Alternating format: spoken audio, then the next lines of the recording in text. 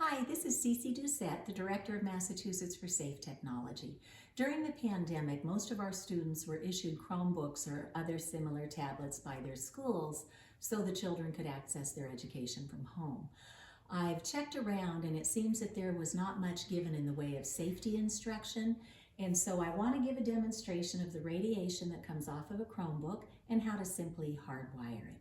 So here in Ashland, Massachusetts, we became the first school district in the United States to even have a sign like this hanging in our classroom saying, turn off the Wi-Fi when not in use, turn off the devices when not in use, and never ever use a device on your body when it's radiating.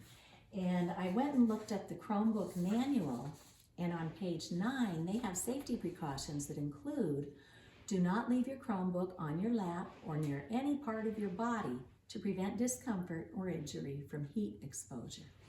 And then on page 81, we find the Federal Communications Commission, or the FCC, has a radio frequency exposure caution statement.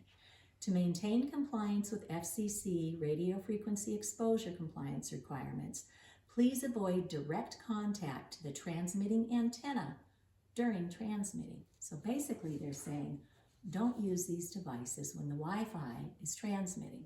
Kind of hard to do, or even harder to know, unless we check.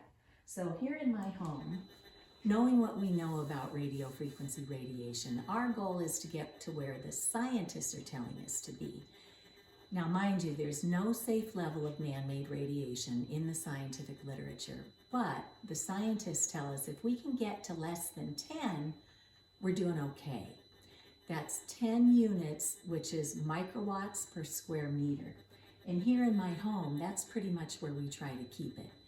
Now watch what happens as I measure with this Safe and Sound Pro 2 broadband radio frequency meter. We're in the green now, but watch what happens when we turn on. We just popped way up into the extreme to 10,300 on this Chromebook. And I want to give a shout out to my neighbors. They loaned us this Chromebook and a wonderful young woman who taught me how to use it. And now I'm going to see if I can get into it. So here we go.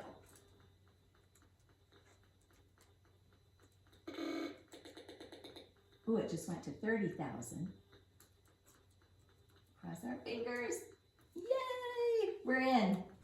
That took us a few takes.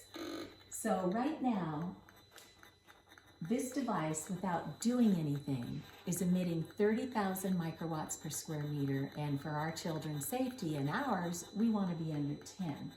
So we've gone into the settings, and all we have to do is turn off the Bluetooth antenna and turn off the Wi-Fi antenna. Right? Let's see if we can disconnect that. Okay. So that removes the radio frequency radiation emissions, and we're back down. It's clearing through the air, and right now we're at 17.8. It's this middle number that teaches us where these spikes of radiation are.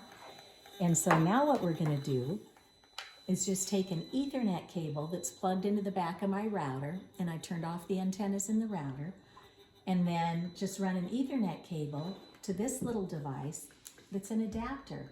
Who knew you can get like a $12 or $15 adapter for a Chromebook, plug that in, and plug it in right into the Chromebook, right? And then we have much safer technology, and our students could go in and do everything that they need to do on their Chromebook without radiating themselves. So we hope this has been helpful. What I would suggest people do if this is new to you, go out to Massachusetts for Safe Technology, and on our state page, you'll find this incredible document from the state of New Hampshire. It's called The Final Report on Commission to Study the Environmental and Health Effects of Evolving 5G Technology. This is the first government in the United States to have done the investigation.